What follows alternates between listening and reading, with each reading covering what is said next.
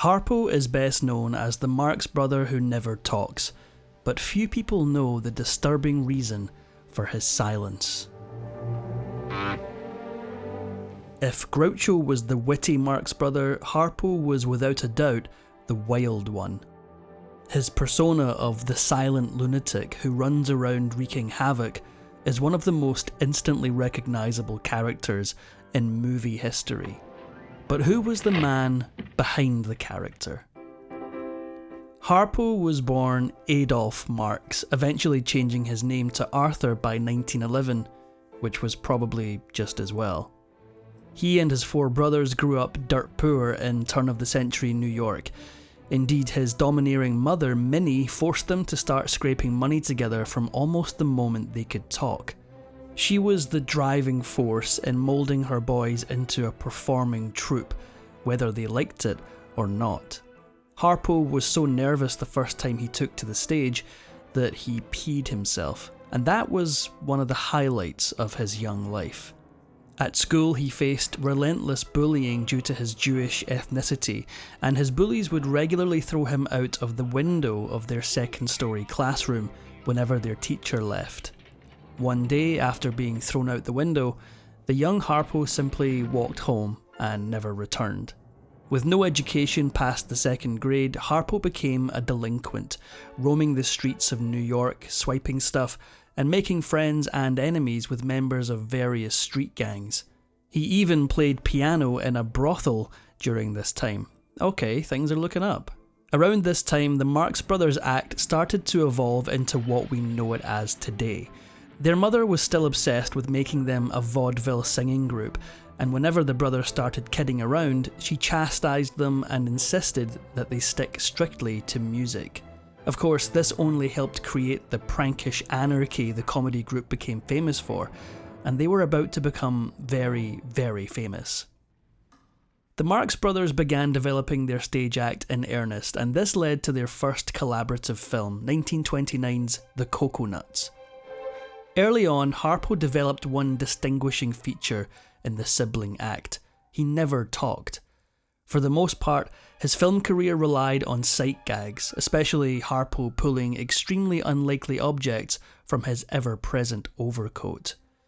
Being the silent guy in the act can be fun, but Harpo once got cheated out of a huge deal. Because his character didn't speak, NBC snubbed him when they gave the Marx Brothers their own radio sitcom in 1932. In the midst of the Great Depression, Groucho and Chico each got paid more than $3,000 a week for just half an hour's work, all while poor old Harpo couldn't participate. Today, it's extremely hard to associate Harpo Marx with anything other than his silent, clown-like, curly-haired character, but this almost wasn't the case.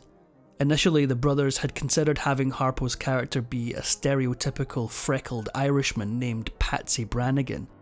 So how exactly did he get the name Harpo? Although some of the details are a little fuzzy, he almost certainly got the moniker at a card game from his friend Art Fisher, who referred to him as Harpo because he played the harp. For what it's worth, Fisher also gave all the Marx Brothers their stage names, minus Zeppo, but nobody cares about Zeppo. When it came to harp playing, because this is Harpo Marx, he obviously had to do it with a twist. He only took up playing the instrument on a whim and had to learn everything by himself, top to bottom, including tuning it. 3 years later, he discovered that he'd actually tuned it wrong and had done practically everything else wrong too. He did eventually take professional lessons, but instead of teaching him, his instructors would often simply marvel at his unorthodox but brilliant technique. Back when he could only dream of someday learning the harp, Harpo's family had a piano, but they could only afford lessons for one child. Somewhat insultingly, they chose Chico for this privilege, but Harpo didn't let that stop him. Practically everything Harpo learned about music he got from secretly listening in on his brother's piano lessons. On the subject of music, for a long time Marx lived next to the legendary classical composer Sergei Rachmaninoff. As a fellow music lover, you'd think that Harpo would feel lucky to get to listen to Rachmaninoff hone his craft, but no. Harpo got annoyed at the noise day in and day out, so in classic Harpo fashion he began repeatedly blasting one of Rachmaninoff's own compositions out the window as loud as he possibly could. It got to the point where the poor composer could no longer stand it, and he moved to a new house just to get away from Harpo's nonsense. With the Marx Brothers comedy routine taking off, Harpo became one of the most notorious bachelors in 1930s Hollywood. One story from this time is legendary. He ended up busting into a costume party at Marion Davies' house, while the starlet was still the mistress of tycoon William Randolph Hearst. Dressed as Kaiser Wilhelm, the former German emperor and one of the most hated villains of World War I, nobody at the party was impressed. Harpo had to hitchhike home, and after taking a wrong turn, the police detained him for being a vagrant. Even today, few people know that Harpo remained single for so long in Hollywood because of one incredibly heartbreaking and traumatic experience in his youth. Shortly after arriving in Tinseltown, he got into a relationship with a woman whom he planned on proposing to. The day before Harpo was going to ask his girlfriend to marry him, she died in a plane crash. The loss affected him for years to come, keeping him distant from any serious relationships. One evening, Harpo was attending a classic Hollywood party at producer Samuel Goldwyn's house, with Fanny Brice on his arm. Little did he know his life was about to change. Sitting next to him was the starlet Susan Fleming. In an eerie turn of events, Susan Fleming shared the same last name as Harpo's long-lost love who perished in a plane crash. Fleming was absolutely obsessed with Harpo, and she wasn't shy about showing it. Harpo, for his part, wasn't going to say no to a face like Fleming's, and he ditched Brice that very night. Fleming was so certain Harpo Marx was the man for her, she was actually the one to propose to him, an action that polite society considered near unthinkable for a woman at the time. But she was in for a cruel surprise. Although Harpo still wanted to keep up his relationship with her, the wounded man turned Fleming down. Undeterred, Fleming got down on one knee again sometime later and received yet another brutal rebuff. Finally, she asked him an incredible third time, and, perhaps worn down at last, Harpo finally accepted. Maybe Harpo was still a little uncertain about Fleming because he married her in complete secrecy. As it happened, people found out about Harpo's top-secret nuptials almost right after they happened. None other than President Franklin Roosevelt heard about the event from a mutual friend, and inadvertently leaked the secret by publicly sending Marx a congratulatory telegram. The beginnings of Harpo's marriage to Fleming seemed idyllic. She quit acting in films, and they began raising a brood of adopted children. Despite being a Hollywood marriage, Marx and Susan Fleming shared a long, happy life together. More than that, he and Fleming adored raising their large family. Harpo once quipped that when it came to children, he wanted so many that whenever we go out, there can be one in every window waving to us. In 1933, Harpo's friend Franklin Roosevelt made him one of the first goodwill ambassadors to Soviet Russia. On his way to Moscow, he passed through Hamburg and witnessed the early stages of Nazi Germany, and ended up literally vomiting at the harsh realities he witnessed firsthand to his Jewish people. Ever suspicious, Joseph Stalin assigned a government spy to accompany Harpo at all times during his stay, monitoring all of his phone calls and mail, and making sure he didn't get out of line or carry any important information back to the United States with him for the president's eyes. It sounds like paranoia, but the truth is the Soviets did need to worry about Harpo. Harpo had one unsupervised moment in the Soviet Union, his visit to the American embassy. Behind its closed doors, Marx kept a huge secret. While there, a government official asked him to smuggle a document back to the States. Though he never found out what the document was, Marx taped the envelope to his leg and successfully brought it with him on his way out of the country.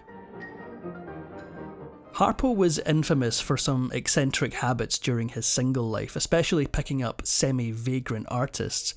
He actually spent over a year living with piano virtuoso and severe insomniac Oscar Levant, one of old Hollywood's most bizarre characters and least stable people, who you may know from the film An American in Paris.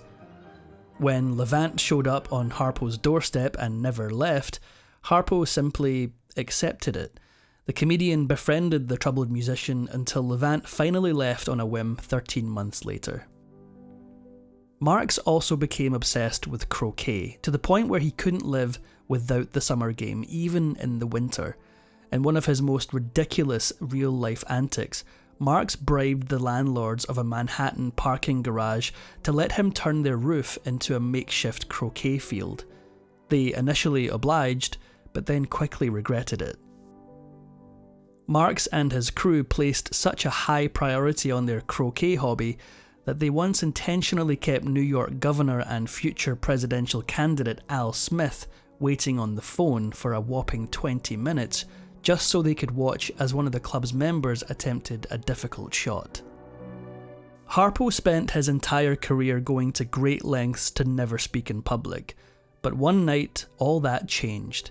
It was the evening he publicly announced his retirement during a 1963 live show.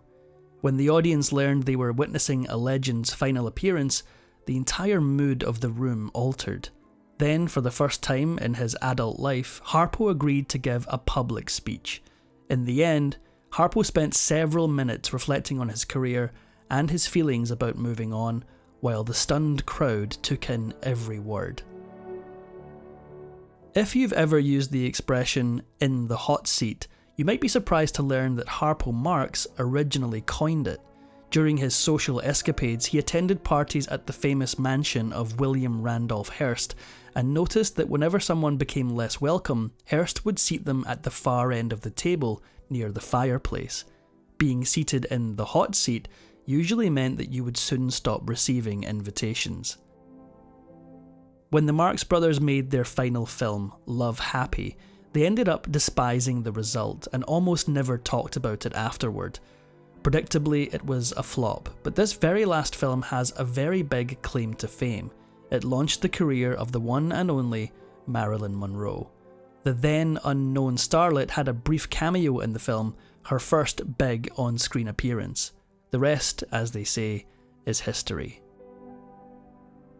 Despite spending his whole life as a comedian, Marx eventually got the chance to play a serious dramatic role. In a 1960 Christmas-themed television play called A Silent Panic, he portrayed a deaf-mute character who inadvertently witnesses a murder and struggles to decide how to react. So how come silence ended up being Harpo's trademark? Well, according to some, it's because when they were first starting out in vaudeville, the brothers had a realisation. Harpo was rubbish at memorising lines.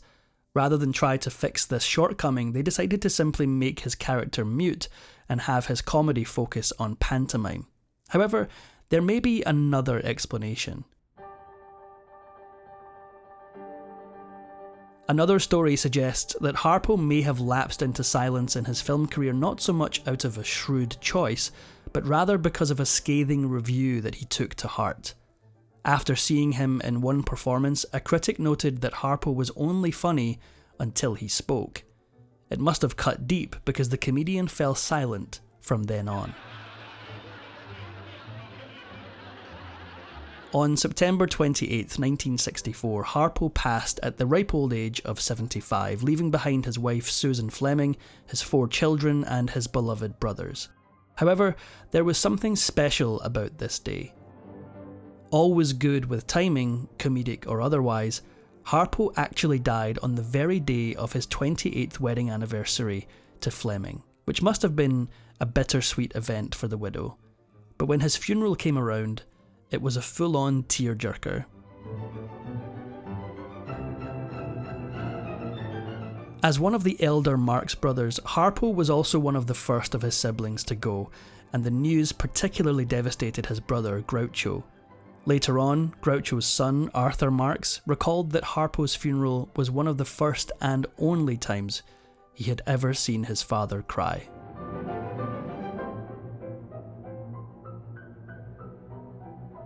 If If you enjoyed this video, please give it a like and subscribe for more videos.